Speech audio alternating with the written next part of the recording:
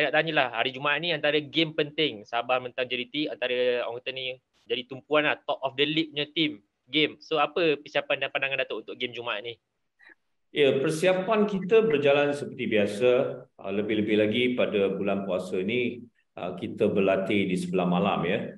Dan walaupun latihan agak lewat, tetapi saya percaya ini akan membantu pasukan Sabah FC maupun pasukan lain apabila berlatih di sebelah malam dan bermain agak lewat juga pada hari Jumaat nanti.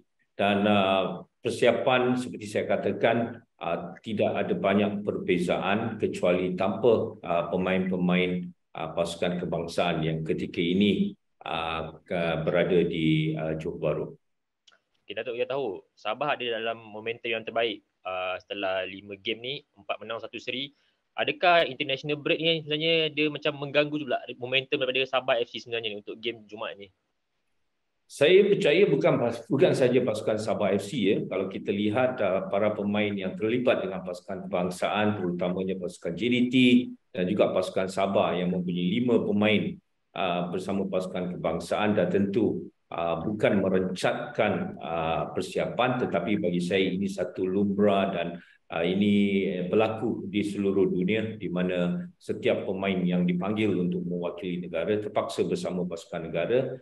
Namun para pemain yang sedia ada bersama pasukan Sabah FC tanpa pemain kebangsaan menjalankan latihan seperti biasa, dan pada masa yang sama kita harus bersiap sedia jika berlaku apa-apa masalah dengan para pemain kebangsaan selepas FIFA kalender ini. Dan tentu para pemain yang berada di Sabah harus bersiap sedia mengharungi perlawanan bagi saya yang amat penting pada hari Jumaat nanti.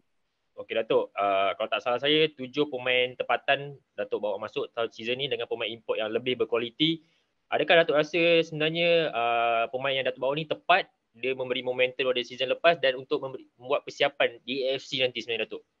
Ya, masih lagi terlalu awal. Walaupun keputusan 5 perlawanan pertama amat membanggakan, tetapi saya selalu katakan kepada para pemain di mana ini bukan membuktikan kita selaku satu pasukan yang kuat maupun yang boleh mencabar.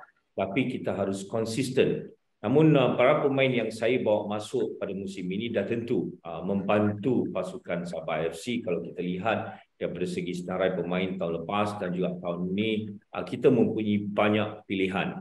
Jadi tujuan kita bukan saja untuk bersaing dalam Liga, tetapi seperti mana kita tahu yang Sabah akan bermain dalam Piala AFC, dan saya inginkan satu pasukan yang mempunyai cukup depth terutamanya untuk mengharungi musim ini, terutama dengan perlawanan-perlawanan yang begitu rapat, kejohanan-kejohanan seperti Piala FA, Piala Malaysia yang kita akan harungi. Jadi dengan adanya kelompok pemain yang begitu banyak, saya mampu melakukan rotation, dan seperti saya katakan dahulu di mana pasukan Sabah tidak mempunyai kesebelasan utama, bagi saya semua pemain yang didaftarkan adalah kesebelasan dan mereka harus bersiap sedia dan harus mempunyai sikap yang positif jika mereka diturunkan, tidak diturunkan, di mana ini penting untuk perjalanan pasukan Sabah FC untuk mengharungi sehingga penghujung musim nanti.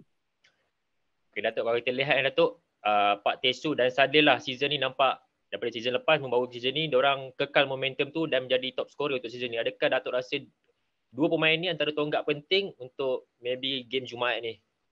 Kalau kita lihat daripada senarai pemain yang kita ada, dah tentu Pak Tesu dan Sadil merupakan pemain utama dan mereka berjaya mengekalkan momentum oleh kerana mereka telah lama bersama pasukan Sabah FC. Contohnya Pak ini masuk musim kelima beliau bersama pasukan Sabah FC, Sadil musim ketiga ataupun keempat bersama Sabah FC. Jadi mereka mendapat keserasian, dan saya jangkakan bukan sahaja Sadil dan Pak Tesu tetapi pemain-pemain lain juga mampu menyinar ataupun menjaringkan gol ataupun bermain secara konsisten jika apabila kita bermain banyak lagi perlawanan-perlawanan dalam Liga maupun dalam Piala FA, Piala Malaysia dan juga Piala AFC. Okey Okay, Datuk, saya nak sentuh sikit bab goalkeeper. Saya lihat 3 game Apek bermain dan 2 game Damian Lim bermain. Adakah Datuk memberi peluang pada mereka tu untuk membuat persediaan juga pada AFC jika apa-apa berlaku nanti?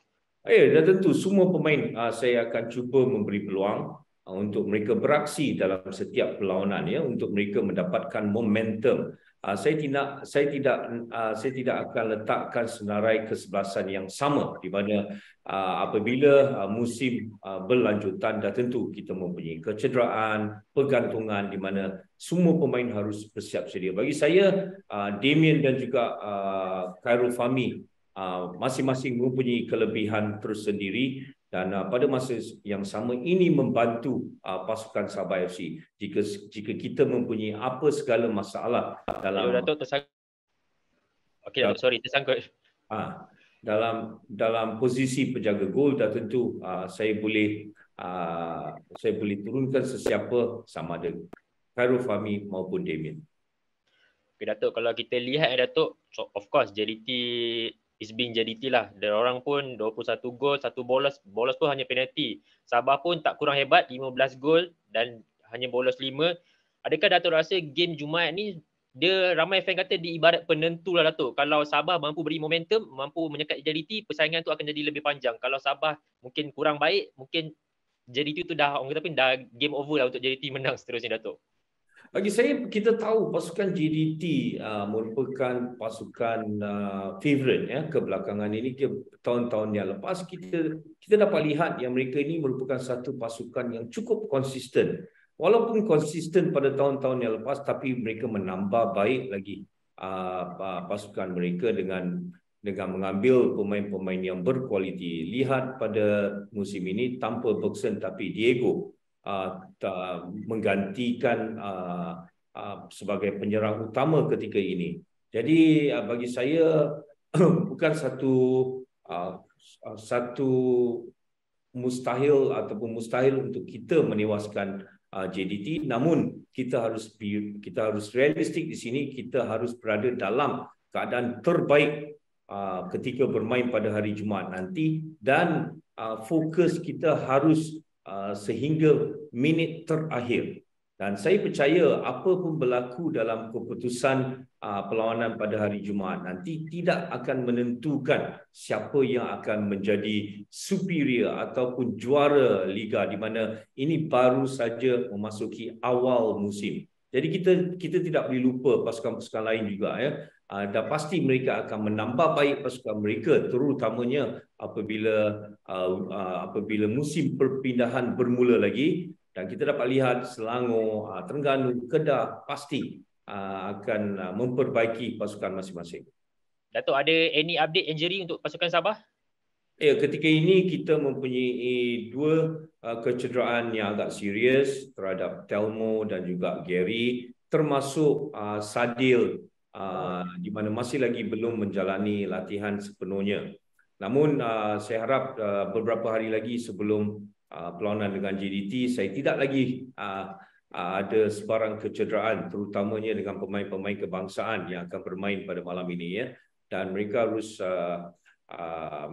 bersiap sedia jika mereka akan diturunkan pada hari Jumaat nanti. Datuk, dikabarkan baru-baru ini Arif Aiman dan Hendrik digugurkan akibat kecederaan. Adakah memberi kelebihan pada Sabah juga untuk menentang JDT Jumaat ini? Ketiadaan pemain inilah. Kalau macam saya katakan tadi, tanpa Bergson, JDT ada Diego. Tanpa Hendrik, JDT ada Afiq. Ada ramai pemain. Bagi saya, pemain JDT yang keluar dan masuk ataupun cedera tidak akan membezakan terlampau ketara daripada segi kekuatan mereka, di mana mereka mempunyai depth yang cukup baik, di mana pada bila-bila masa mereka mampu menggantikan sesiapa jika berlaku sebarang kecederaan. Datuk, dikabarkan Daniel Ting tak boleh beraksi akibatkan faktor pinjaman. Adakah dia mengganggu Datuk punya perancangan dan siapa bakal menggantikan tempat dia? Ini kebiasaan yang berlaku pada pasukan yang mengambil pemain-pemain daripada kelab mereka, terutamanya secara pinjaman.